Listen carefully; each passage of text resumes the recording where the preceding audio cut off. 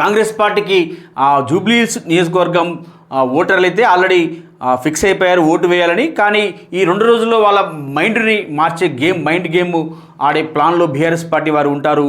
వారిని వెంటనే వారు ఎటువంటి మైండ్ గేమ్ ఆడినా కానీ వాటిని వెంటనే మీరు తక్షణమే వాటిపై చర్యలు తీసుకొని ప్రజలను అప్రమత్తం చేయాల్సిన బాధ్యత మీ పైన ఉంది అంటూ కూడా రేవంత్ రెడ్డి సూచించినట్టుగా మనకైతే తెలుస్తుంది.